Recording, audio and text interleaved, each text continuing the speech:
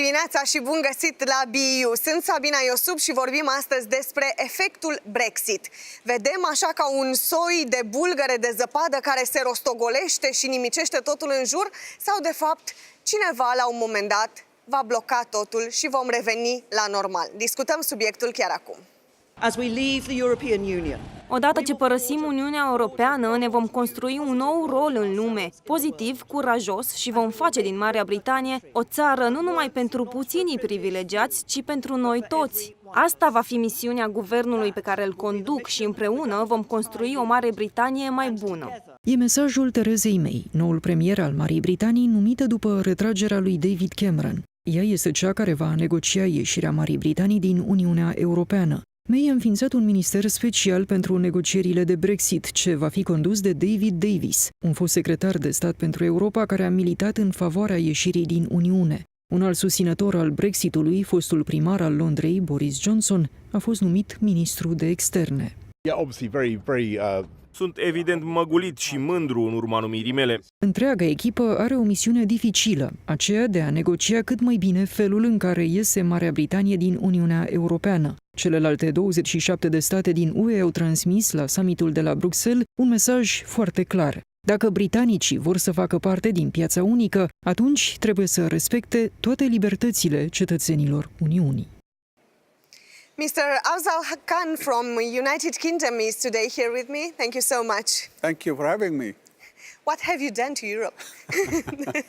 Well, it's not something that I wanted to do. I've been there campaigning. My own party has been there campaigning that we should remain. We felt the future actually lies showing the solidarity and carrying on working together. But referendum is a referendum. The people of Britain have given an opinion that we should leave. But look, all the difficulties we are facing already. Do you think you will actually leave the European Union? Because a lot of discussions have started regarding another referendum or maybe choosing another way of solving this situation. I think, look, at the moment, the way how things are, that the referendum decision is that we should leave. But you can also see what has happened politically. The Prime Minister has resigned. We are now getting, hopefully, the next 1 or 2 days, a new Prime Minister in the Conservative Party. Theresa May. Yes. And then there are issues within Her Majesty's opposition, which is the Labour Party, whether or not they're going to have a new leader or the same leader will carry on. We've had a Nigel Farage who's resigned as well. We have Everybody left the building, you know.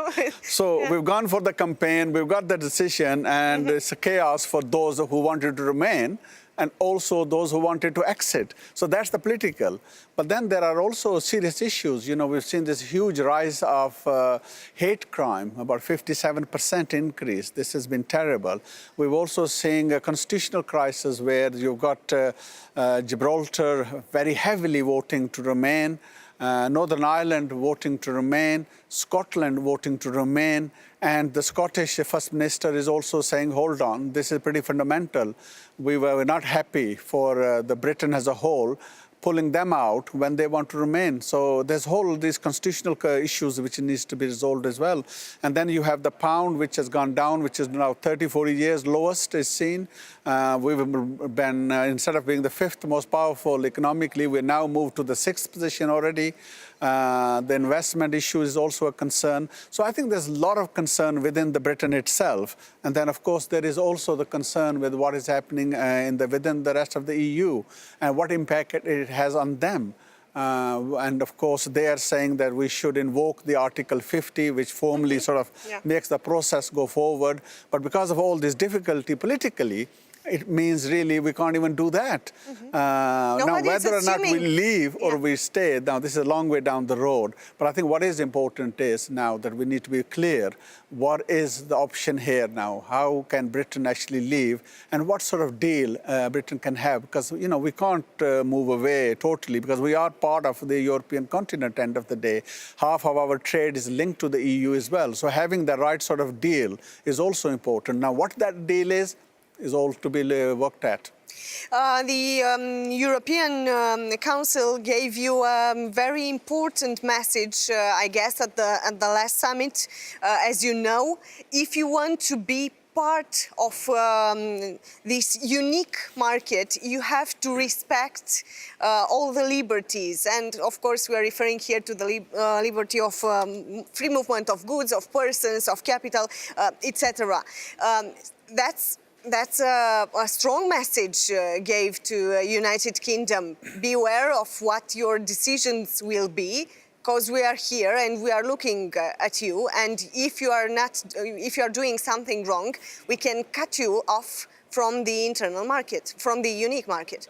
Yes, and I think at the heart of the whole referendum debate has been this. One side has been about economy and the other side has been about migration. And the truth, I think, is they are connected. They're not separate. So in an ideal world, maybe what Britain would be very happy about is that if there is a control on total immigration and they still have the whole full access to the single market.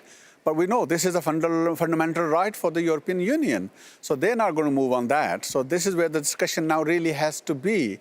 And that can only happen once, I think, we have a new government with a new leader and then sort of moving these things forward. It's only through discussion, ultimately, that we'll be able to make clear, what options exactly are there which are acceptable for both EU and equally acceptable for Britain. And I think it's going to be tough negotiations.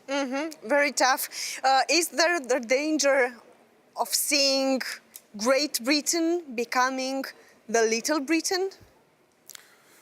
There is a risk. I hope and pray that that never happens. One of the dangers which we always had was that not only we end up breaking up the EU by leaving, but in a way that may also lead to the Great Britain being broken as well, in the sense if the Scottish people move forward with their referendum and they decide to leave, then that's the risk, isn't it? And I don't think any of us in Britain want to see that. And I hope we don't get there. But clearly there are tensions, and that's why there is this risk of the constitutional crisis. You've talked a little bit earlier about the hate speech and the hate actions. We've seen these type of actions regarding the Romanians. We know that the former Prime Minister David Cameron assured our president that the Romanians are welcomed in UK and they will live in peace, let's say, in the United Kingdom, but this is not actually happening. That hate speech and the hate actions are still developing. What's the solution? Who can stop for real this type of action? Not having for now a Prime Minister, having such a mess, let's say, on the political zone. Look, there's a deep concern with the direction this whole thing has taken. Britain is nothing like this, so all of us are also shocked with what we are seeing. And I think the political leadership is also very clear that there has to be a zero tolerance to this sort of behavior. The police forces are also acting on this. I'm from the northwest of Britain, and there are a lot of activities going on. I myself have written to the police force as well. I've written to police commissioners as well. I've also written to the local leaders as well, that they need to show leadership, end of the day, that we need to make sure we don't let these small minorities project the image that this is what Britain is. Britain is nothing like this. Britain is actually a place which is actually proud of its rich heritage it has. It's proud of the cultural diversity that we have, the different nationalities that we have. This is what makes us stronger. So I think you will see the entire leadership, both at the community level, at the government level, coming together and making sure that this sort of behavior is stamped out. There will be a zero tolerance to this behavior. Are you still hoping for a way to solve the Brexit? To still stay in the European Union, maybe on another form? Yes, look, I think it's early. At the moment, the situation is very clear, that is of the referendum. Clearly, people need to be negotiating now. And I think what really will be helpful personally, because I think one of the tragedy that has been in the whole referendum campaign is that we've had all this debate, but what people have not really been clear about is, what does alternative mean? So if we do leave EU, well, where is it that we need to be? How do we have that relationship? So at least Is that clear now? I don't think so. Yeah. No, I think if you even ask those who've been campaigning to leave, There still is not clear, yeah? So what we need to have is that clarity. Once we have that clarity, then in a way, you can make a judgment, by actually having the relationship as we have, although it's not perfect, what are the plus and minuses? And the alternative, which is on the table, what are the plus and minuses? And it may well be that the parliament at that stage says, hold on a minute, we now know it doesn't look like a good idea leaving, it's actually far worse, and therefore, let's ask the people again. So I don't know, it's possible there is another referendum, but I would say the chances are remote, it's small, but I think nevertheless there are chances. End of the day, look, nothing has happened up to now. We've had a referendum, but no action has been taken. But I think once we've got this image exactly on the deal, then I think people will be able to be in a much better position. Already, I think there are people who are having second thoughts about it with some of the stuff which I talked about already, the problems. Do you think Farage has second thoughts? Well, he certainly has a second thought about his own party. He said, I've done my job, I want to move on. And look, people like me are arguing that this is the mess you created, and now you want to run away. Mm-hmm. Exactly like that. Your situation, the Brexit referendum, awakened also the politicians here in Brussels. Nowadays, the talk about the reform of the European Union is extremely present. I've seen Guy Verhofstadt this week talking about the next steps for the European Union, not having, he said, and I quote, a la carte union. Do you think this will be the earthquake for the European Union? Well, look, it may not be an earthquake, but certainly is a big shock. Mm-hmm. Yeah? And I think it's important that the EU leadership actually does sit up and take stock. Because what happened in Britain actually can also apply to other countries as well. And they need to understand the lessons. And particularly, they need to understand the disconnect that has evolved and developed. That actually has to be reduced in all our EU countries. So the people actually fully understand what exactly is EU and how does it actually function? Because a lot of myths were being peddled in the referendum. And there's been drip of negativity also, which has been happening for many decades in Britain, but it's also happening in some other countries. I think some of these things need to be challenged so that people are actually informed with the right information. What is terrible is that if people make their decision based on misinformation instead of in the correct information, and I think that is one of the big lessons which needs to be learned. Thank you very much for being with me. We'll watch exactly what's developing in your country. Thank you very much. Iar noi continuăm discuția pentru că ne interesează, de fapt, ce se întâmplă cu Uniunea Europeană. Suntem parte din ea. Imediat după ce britanicii au decis prin referendum ieșirea din Uniunea Europeană, atacurile rasiste contra imigranților au crescut cu peste 50%. O televiziune canadiană a relatat cazul unei românce de 32 de ani din Rugby, un orășel din centrul Angliei, care a primit numeroase mesaje xenofobe. I've never ever felt anything but at home up until Friday. And like a switch, it changed. În Cambria, un britanic a semnalat un alt incident la o școală din zonă și care a vizat o fetiță româncă. Fiica mea mi-a spus că cineva a scris "pleacă în România" pe zidul toaletei fetelor la școală astăzi.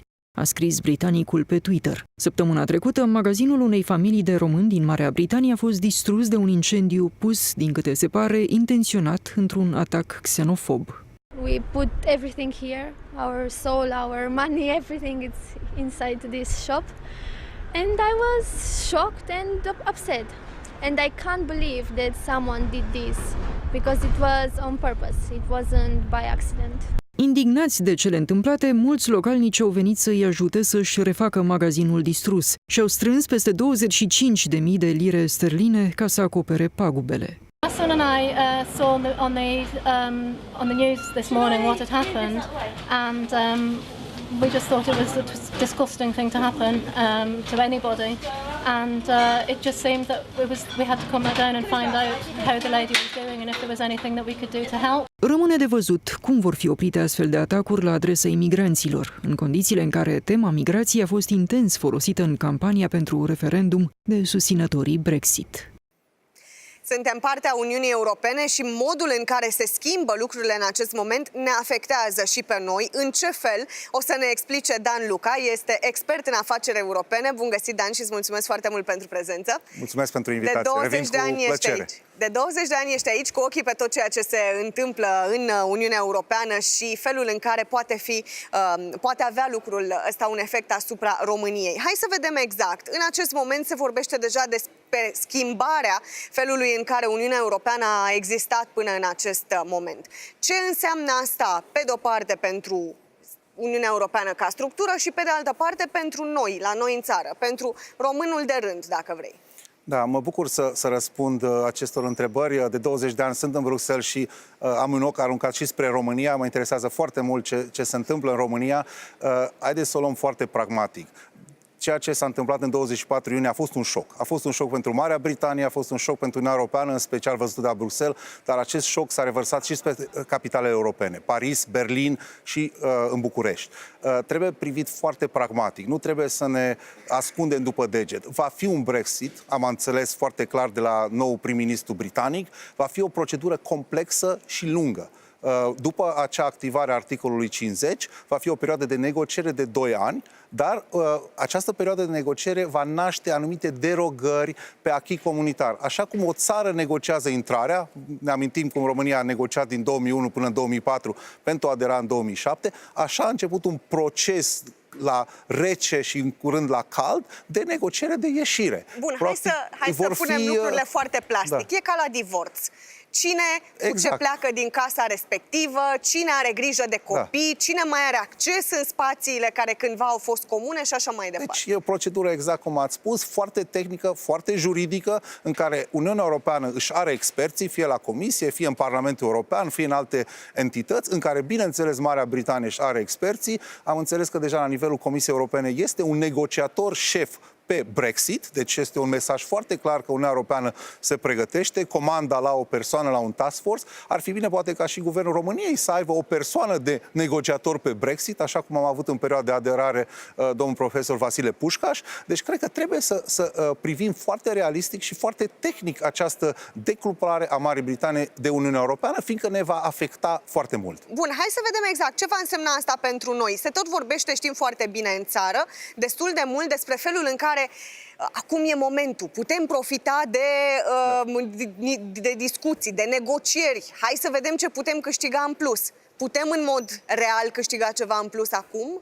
Păi, în primul rând, trebuie să jucăm și să jucăm activ și tehnic. Dacă avem impresia că Bruxelles sau cineva ne va face tema și ne va trage de mână, București, ce părere ai, haideți, spuneți și voi ceva, vom pierde total. În orice negociere, dacă nu ești prezent, nu ești pregătit tehnic, nu ai experții tehnici și voința politică, fiindcă este un amalgam, voință politică și experți tehnici, vei pierde. Deci în această bătălie trebuie să ne pregătim și trebuie să jucăm. Și bineînțeles avem o șansă, dacă jucăm mai bine decât alții, să câștigăm. Ne gândim, sunt două piețe de discuție. Este piața ce fac compatrioții noștri în jur de 1,5 de milion de români care trăiesc în Marea Britanie. Și bineînțeles că Guvernul României și prin structura Uniunii Europeană trebuie să aibă în vedere. După aceea ne gândim ce facem noi ca români, cetățenii ai Uniunii Europene. Iar deja ați văzut, s-a declanșat o procedură de reformă a instituțiilor europene. Deja s-a fixat o întâlnire pe 16 septembrie la Bratislava, când este prima discuție despre viitorul instituțiilor europene.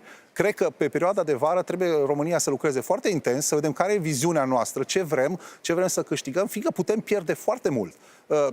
Uite, mă uitam, Dan, apropo de viitorul Uniunii Europene și de felul în care ar putea să arate toată această mare familie europeană de acum încolo. Mă uitam la ceea ce a prezentat zilele acestea aici în Parlamentul European liderul ALDE, Guy Verhofstadt, care spunea Europa la carte nu mai trebuie să existe, e necesară de fapt o adaptare la ceea ce vor în acest moment oamenii. Niște instituții poate mai mici, mai eficiente, poate un mod de a găsi o variantă prin care și Parlamentul Național să se implice, printr-un green card, mă rog, spunea Guy Verhofstadt, în modelul său european, să spunem, noul său model european. E punctul de pornire. S-a discutat în Parlamentul European, în Comisia de Afaceri Constituționale și o să vedem în septembrie exact unde se ajunge cu discuția pe documentul ăsta. Discuția nu este nouă. 2009. Deci nu s-a declanșat pe 24 iunie. Deci o discuție despre reforma instituției europene este aproape permanentă. Vă amintiți, în 2005, acel proiect de Constituție Europeană, un proiect avortat și am ajuns la tratatul de la Lisabona. Alegerile din 2014, alegerile europene, au dat un semnal foarte puternic că Europa trebuie să se reformeze, iar acum Brexitul, de fapt, este o picătură într-un pahar aproape plin, iar acum Uniunea Europeană nu mai are nicio șansă să existe dacă nu se reformează din interior, cu cetățenii și foarte pragmatic. Cum? Cu mai multe viteze, inclusiv, light. Sunt dimensiuni care trebuie discutate. Bineînțeles, trebuie să vedem și care sunt polii de decizie.